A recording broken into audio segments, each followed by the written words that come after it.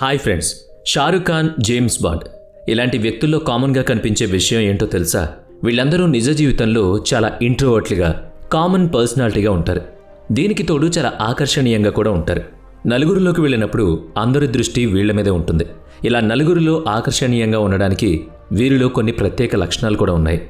Dale Carnegie తన పుస్తకంలో how to win friends and influence పీపుల్లో అతను చెప్పిన కోట్ ఇలా ఉంది: ఇతరుల పట్ల ఆసక్తి చూపడం ద్వారా మీరు 2 నెలల్లో ఎక్కువ మంది స్నేహితులను సంపాదించుకోవచ్చు.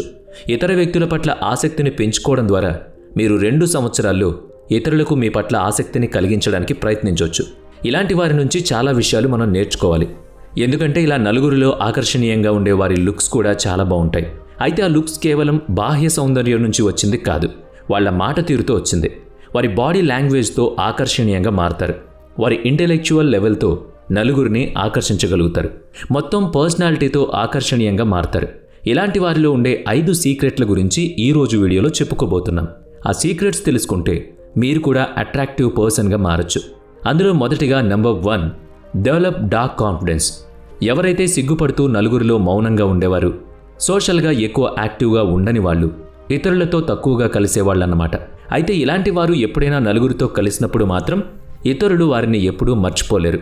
ఇలాంటి వారు అంతర్గతంగా ఒక డార్క్ కాన్ఫిడెన్స్ని కలిగి ఉంటారు. గొప్ప ఆకర్షణీయత వాళ్ళలో ఉంటుంది. మీరు కూడా అలా ఉండాలి అనుకుంటే ఈ స్కిల్ కూడా మీలో ఉండాలి. మీరు ఎప్పుడూ నిజాయితీగా ఉండాలి.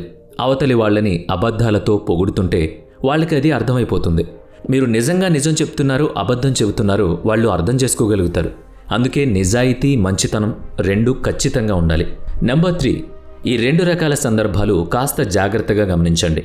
ఒక హీరో విలన్ని కొట్టి విలన్ దగ్గరున్న మొత్తం బంగారం తను తీసుకువెళ్తాడు. రెండో సంఘటన, ఒక హీరో విలన్ని కొట్టి అతని దగ్గర ధనమంతా పేదలకు పంచిపెడతాడు. ఈ ఇద్దరిలో మీకు బాగా నచ్చిన హీరో ఎవరు? రెండో హీరోనే మనందరికీ నచ్చుతాడు కదా. ఇది జనరాసిటీ కారణంగా జరుగుతుంది. మీరు నిజాయితీగా అవతలి వాళ్లకు ఎంతగా ఇవ్వాలనుకుంటున్నారో దాని మీదే ఫోకస్ చేయండి. మనం ప్రయాణం చేసినప్పుడు ఎవరైనా పెద్దవాళ్ళు వస్తే మనం లేచి మన సీటు వాళ్ళకి ఇవ్వటం, ఇతరుల పేర్లు గుర్తుపెట్టుకోవడం, క్షమించమని అడగడం, దయచేసి అని రిక్వెస్ట్ చేయడం, ఇలాంటి మాటలు మీకు హుందాతనాన్ని తీసుకొస్తాయి. మీరు ఇలాంటి ప్రవర్తనతో ఆకర్షణీయంగా మారితే మిమ్మల్ని మరింత మంది చేరువవుతారు. అయితే మిమ్మల్ని చూసి అసూయపడే వాళ్ళు కూడా చాలామందే ఉంటారనుకోండి.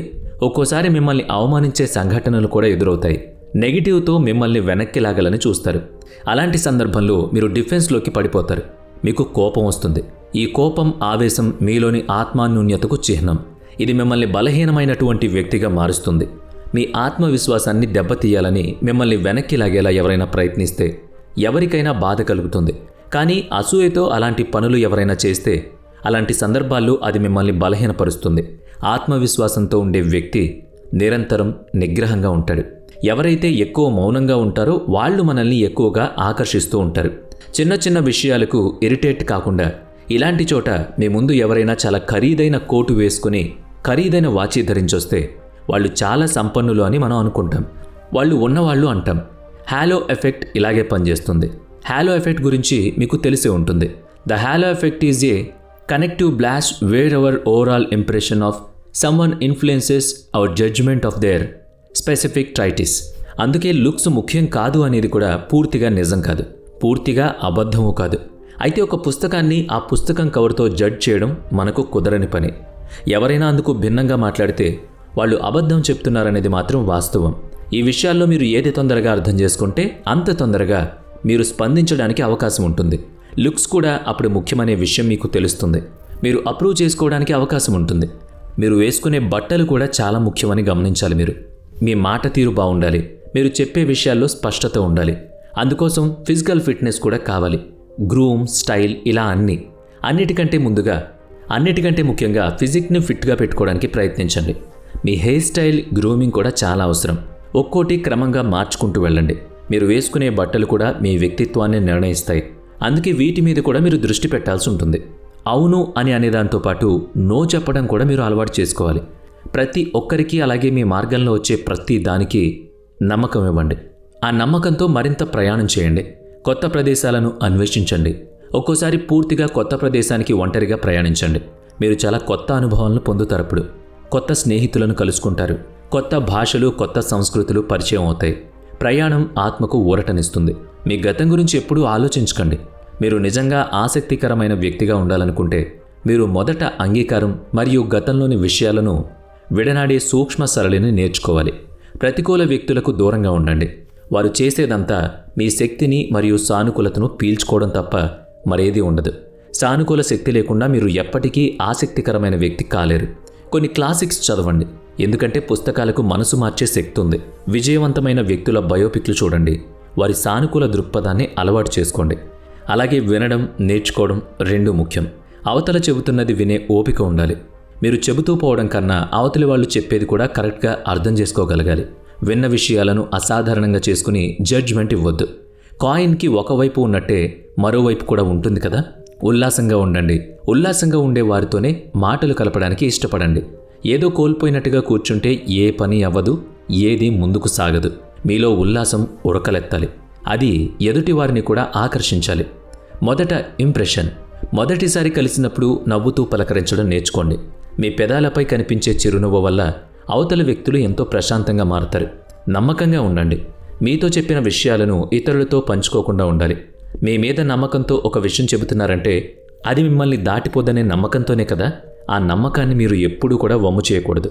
పాజిటివ్గా స్పందించండి. ఎదుటివారిపై నెగిటివ్గా కామెంట్లు చేయొద్దు. పాజిటివ్గా స్పందించండి.